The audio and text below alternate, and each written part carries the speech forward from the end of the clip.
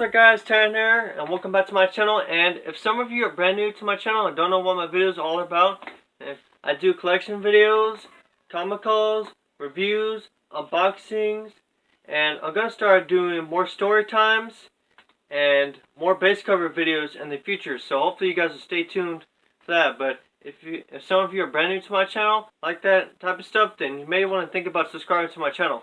But anyway, getting into this video right here.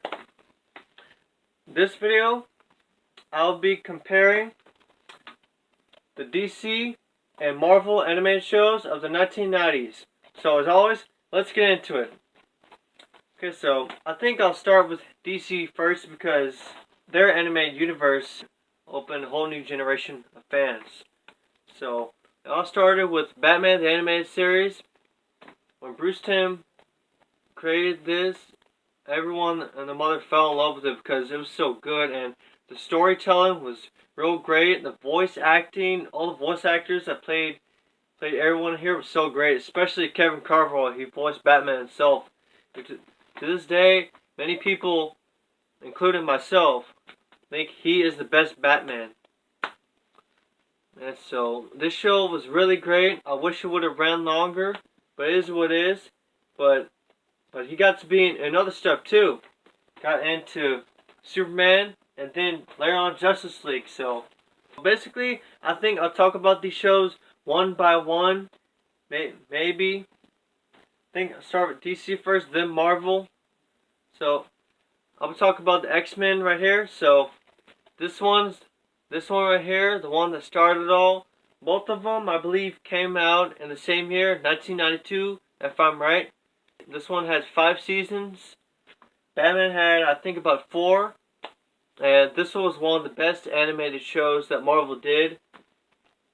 Then, it took stuff straight from the comic books and put them into the show.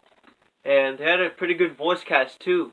I really think that they should have kept this show and some of the other Marvel shows going to create a bigger Marvel universe like DC did. But it is what it is. Now, getting into Superman. Superman did not last long, unfortunately, but it was good for what it was. And Batman did appear in some of the episodes, which was pretty cool. That's when they did the new Batman Adventures, when they got Tim Drake as Robin, and Dick Grayson became Nightwing at the time. So, the Superman show was good. And I think that came out in 1996. Rewinding all the way to 1994. Spider-Man came out, which is my favorite out of all of the Marvel animated shows from the 90s. This one is my favorite Spider-Man show, too. And this one had 5 seasons. Unfortunately, they didn't put it out on DVD in the US for some reason. I have no idea why, but this series took stuff straight out of the comics, too, from classic storylines and events that are happening in the 90s as well, like the Clone Saga and various other storylines, and it was just great storytelling, just like Batman the Animated Series. And here's Iron Man right here. This one came out in 1994 as well. And unfortunately, it did not last long. I have no idea why. Season 1 was okay. And when they changed the animation style when they got to Season 2, I thought it was a lot better.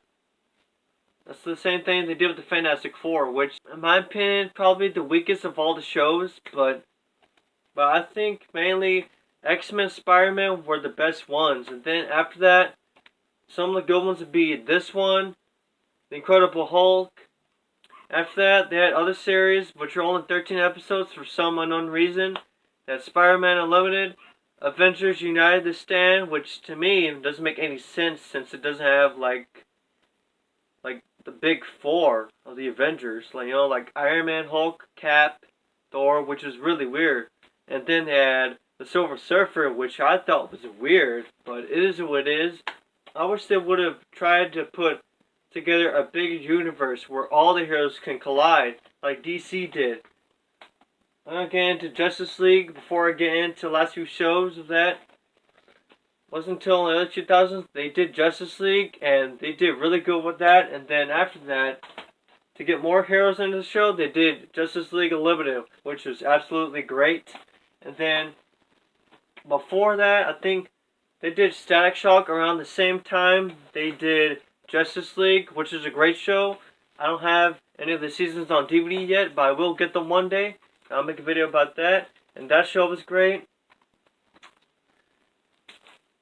And we get into this one right here. Go back to Marvel real quick. Fantastic Four. This series was okay, I think. Like Iron Man, the first season had a light tone to it. And then it changed in season 2. So, and it didn't last very long. And I liked the Incredible Hulk series too. I don't know why they canceled that. That was only 2 seasons, but with 21 episodes. I don't know why it was short. I thought it was good, but it is what it is. Now, getting to Batman Beyond, which came out in 1999. I always put this last because this takes place in the future. This series right here opened up a new generation for fans too. Even though if you never heard of Batman, if you watch Batman Beyond, you'll automatically like it, even though it's not Bruce Wayne.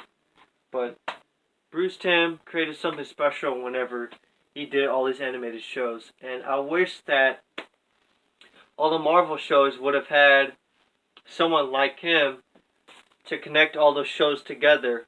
Because the only episode of anything, of all those Marvel shows, you actually see with all of them coming together is Spider-Man. That's pretty much it. I wish it would have done a bigger show, a better Avengers show, if you will. But it is what it is. I mean, DC's better in one way and Marvel's better than one way. I like both of them. Obviously, I like the DC animated shows a lot better, and I do like the Marvel shows, but I just wish that Marvel would have created a bigger universe. And while DC was doing that. But I can understand that. Overall, my favorite shows of Marvel and DC will always be the 1990s.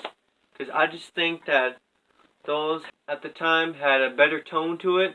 Some of them were dark, some of them were a little gritty, some of them were light. I think that most of the shows from Marvel were good. Half of them were okay.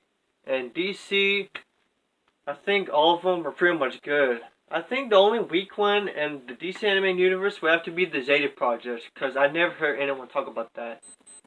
So, that's my comparison for the Marvel and DC animated shows. I hope you guys liked it. If you liked this video, make sure to leave a like, comment, subscribe. I'll see you guys in the next video.